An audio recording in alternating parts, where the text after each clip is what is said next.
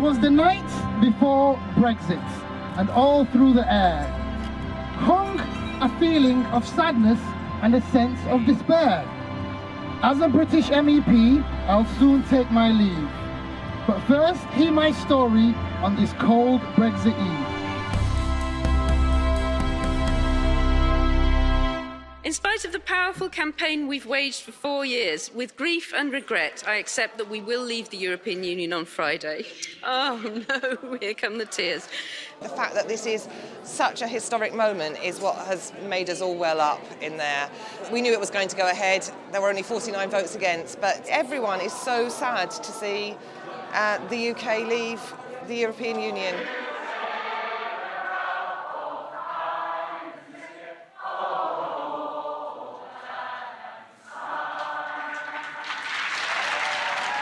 Back in May, the Green Group itself here in the European Parliament went from around 50 to 75 Greens. The Green wave has really spread all over Europe, and that is for us a very fantastic result. The awareness for environmental problems has risen in people's minds. I think it's mostly about climate change and the much greater profile that had as a result of the climate strikes and Greta Thunberg's activities. This really made people pay attention to European elections, because the EU is the one which imposes environmental law on member states, and also if you work on climate neutrality, it's much easier doing it on a whole continent. It's no good one small island getting its emissions down if the rest of Europe and the rest of the world are not doing so. The scale of the institutions operating in Brussels is beyond anything I think that any of us could have imagined, and literally we were suddenly walking the corridors of power here. It's such a massive and complex building. I mean, it can take you 3 weeks just to find your way around. And one of the amazing things that happens when you arrive in Brussels is that you get support. So that's support from staff and resources and an office. And I think that's a demonstration of how seriously Europe takes its elected representatives. It wants us to do the job properly. Soon millions more will need looking after in the flames and floods of climate disaster. There's such a variety in the Green Group here in the Parliament. So some of us, like me, I've been actually involved in local council politics for 2 decades, but I've also been an activist. You know, I was arrested 2 years ago for my anti-fracking protests at Preston New Road. One of the Irish Green MEPs here, who's also newly elected, she was on the Rainbow Warrior. She worked for Greenpeace. So I think we know the issues on the ground, and you know, we're prepared to get our hands dirty. We see the evidence on our televisions of what climate change means. Even today in the Parliament, the Spanish members of the Parliament were talking about the support they need for Storm Gloria, which crossed the Mediterranean Sea. So these are issues that we have to work collectively. I work a lot with different groups here in the European Parliament, and especially with the Greens one, because I think that we have a lot to share. The Green Party in England and Wales got 1.8 million votes, and because it's a proportional system, we got 7 Green MEPs. 75 people, that's more than we ever could have dreamt of. I mean, in the last legislature before, we were 52, so it's a huge difference. We have had a lot of sway in terms of things like the EU climate law, the Green New Deal. More than 10 years ago, it was Green Party policy. We had the Green New Deal. Now, that's mainstream. This house is on fire, crisis knocks at the door.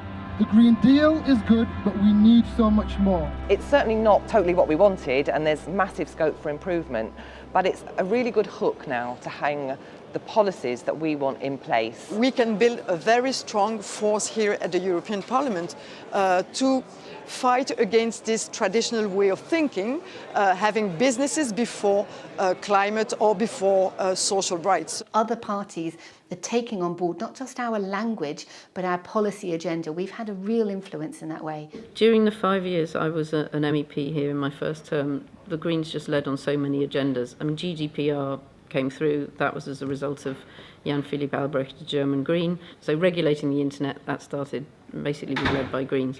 I've been focusing on the research and innovation budget, around 80 to 100 billion euros of money.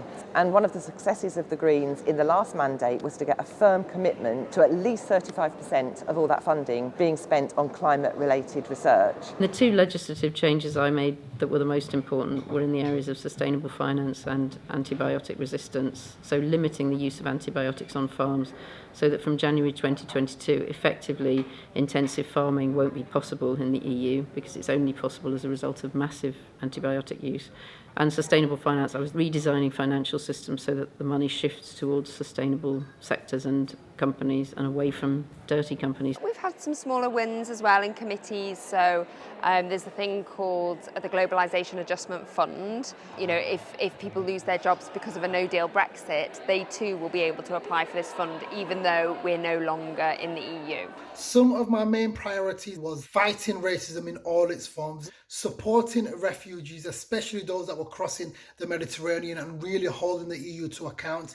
I was also really proud of the work I did within my committees, especially the Creative Europe legislative file that I had, and making sure that the Creative Europe programme was accessible to as many people as possible all across Europe. On the Trade Committee, campaigning against the Mercosur trade deal, campaigning against the Vietnam trade deal, working really hard on pushing the human rights agenda there, the sustainability agenda with Mercosur.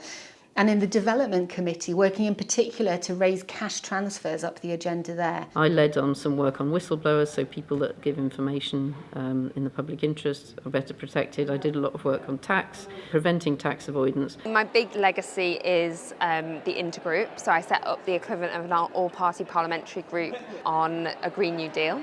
So I'm really proud of that because there are only about a dozen intergroups that are established out of hundreds that seek to be established. We've all taken on what they call files, pieces of legislation that we are inputting to.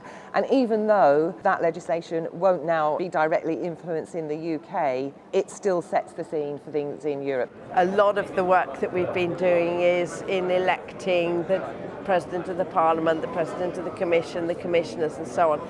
That doesn't look very impressive, but we were scrutinising and being really careful about making sure that the people who were being put forward had the right agenda and were squeaky clean in terms of corruption and so on. As a parliamentarian here, you also have the ability to organise cross-party events and invite experts in. And one of the issues really close to my heart is the plight of the Palestinians living under occupation. And it was really good to invite in specialists to look at the legal situation in terms of European trade with goods from occupied territories. A lot of what we're seeing now is because of the Greens in Parliament, and particularly I think the influence of the United Kingdom Greens.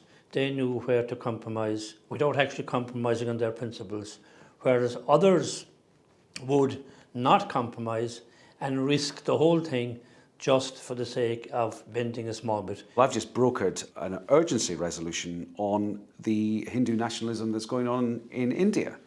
And in order to bring the 4-5 biggest parties on board, we had to sit down and we looked at everyone's version of a text on that, and we reached consensus. And you say, right, this is a joint motion.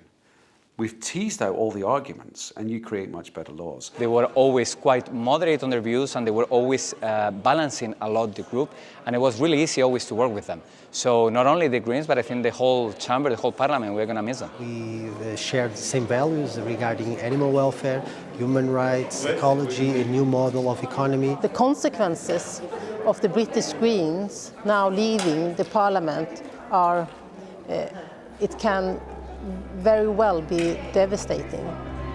From my privileged place as a Green MEP, the rise of the far right is what really scares me. People in Britain would be wise to wake up to the forces that are behind some of the motivations of the Brexit Party and the UKIP Party and people on the right of the Tory Party. The Brexit debate was led by populism, by false facts, which led to, for us, a decision that will not be good for Europe. It'll be the Nigel Farages of the world and a few very rich individuals who will benefit from Brexit And the people who will lose out the most will be the poorer, most vulnerable in our society. I think it's actually been very convenient for the Brexiteers to tell what is essentially a very deliberate lie, because the democratic deficit that we have in the UK is far greater. Not only do we have a voting system that works for the few, not the many, where the majority of votes literally don't count in terms of determining the makeup of the government, we also have a system in which we still have unelected lawmakers in the House of Lords. And in fact, unelected cabinet members now. One of the really freeing things about the European elections, because they're conducted under proportional representation, is that people can vote really how they want to. So there's none of this tactical voting nonsense. It builds cooperation and consensus and progress, as opposed to the Westminster model, which creates conflict and stasis. And I think we're seeing that very clearly. If we're going to take back sovereignty, we're going to take back control, let's take back control of our democratic system. We need to get proportional representation so that people can vote Green or vote for who they want to and actually get that person elected and representing them. With a few more grey hairs and the same yellow cap, who knows, in a few years I might just be back. It's the last night in Brussels, and some of us have got together to organise a ceilidh. We're not leaving quietly, we're leaving with a song and dance about how much we love Europe. And let you know, the Daily Mail rang me up to say, is this being paid for by taxpayers' money? No!